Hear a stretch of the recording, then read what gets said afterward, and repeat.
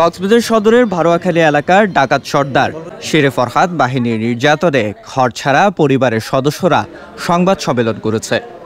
মঙ্গলবার রাত 8:30টায় কক্সবাজার প্রেস ক্লাবে আয়োজিত সংবাদ সম্মেলনে উপস্থিত ছিলেন ফরহাদের আপন ভাই ও তার স্ত্রী সহ কয়েকটি পরিবার।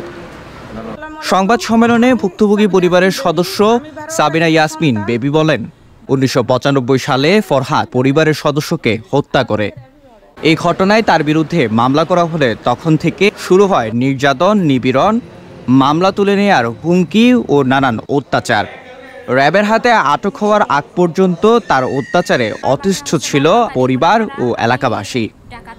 ডাকাত ফরহাদ উনি আমার ভাইকে 20/12/95 দিন দুপুরে ফানিসরা মামুন মিয়ার বাজারে ছুরিকাঘাত করে খুন করার পরও ডাকাত ক্ষান্ত হননি।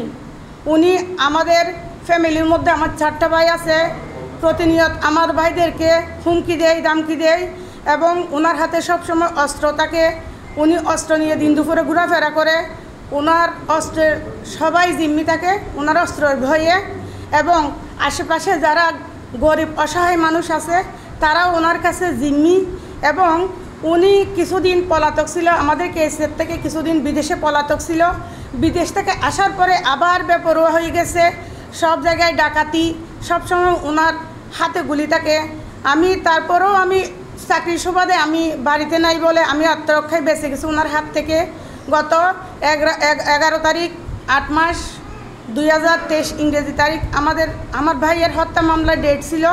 ওখানে আমি আর আমার ছোটো বোন ওখানে আমরা সাক্ষী দেওয়াতে উনি ক্লান্ত হয়ে আমার ছোটো বোনকে ঘর ছাড়া করছে। উনি বন্দুক নিয়ে দিন দুপুরে তাড়াইছে এবং আমার বোনের জামাইকে তাড়াইছে। আজকে 6-7টা মাস আমার বাড়িতে আশ্রয় নিচ্ছে আমার বোন। র্যাবের হাতে আটক হওয়া আগ পর্যন্ত ফরহাদের অত্যাচারে অতিষ্ঠ ছিল তার পরিবার ও এলাকাবাসী। কিন্তু এই কিছুদিন আগে আবার আমার বোনের জামাইকে দিন দুপুরে গুলি নিয়ে দৌড়াইছে। দৌড়ানোর পরে উনি পালাই গেছে। পালানোর পরে প্রতিবেশীরা কেউ মুখ খোলে না ওনার অস্ত্রের ভয়ে। ওনাকে কেউ ওনার বিরুদ্ধে কোনো কিছু বললেই সাথে সাথে উনি ওটাকে গুলি করে মারার হুমকি দেখায়। এইরকম রেপ 15 যদি না থাকতো আমাদের মতো অসহায় মানুষেরা আসলে জান নিয়ে সবসময় আতঙ্কে থাকতো। আমরা আসলে আতঙ্কে সবসময় ছিলাম। ওনাকে যখন গ্রেপ্তার করছে শুনছি র্যাব 15কে আমরা আমাদের মন থেকে দোয়া করতেছি। অভিযুক্ত ফরহাদের ভাই তুষার ভুইয়া হৃদয় ও তার স্ত্রী লুৎফর নাহার বলেন, আমরা দীর্ঘ 7 বছরের সাংসারিক জীবনে আমাকে নিজের ভাই হয়েও ফরহাদের ভয়ে পালিয়ে বেড়াতে হয়েছে। তার কাছে আমার স্ত্রী নির্যাতনের শিকার হয়েছে। অবশেষে র্যাব তাকে অপহরণ ও ডাকাতির দায়ে আটক করে। আমরা চাই তার দৃষ্টান্তমূলক শাস্তি হোক।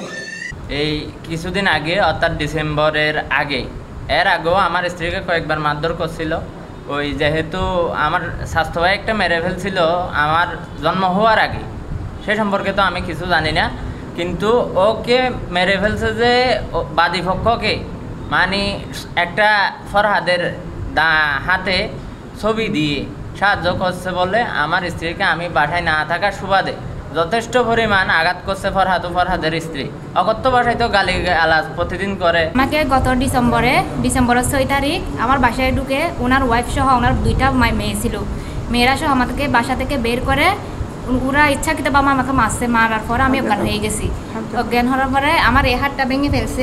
আমার শরীরের এমন জায়গায় কোনো বাদ রাখে নেই, মারছে যে। তারপর মাথায় আমার ব্রেনের সমস্যা হয়েছে। সংবাদ সম্মেলনে সাবিনা ইয়াসমিন বেবি, রুবি আক্তার, ফরহাদের ভাই তুষার ভুইয়া হৃদয় ও তার স্ত্রী লুৎফর নাহার, নামিয়া বেগম, নাসিমা আক্তার উপস্থিত ছিলেন। News desk, CCN।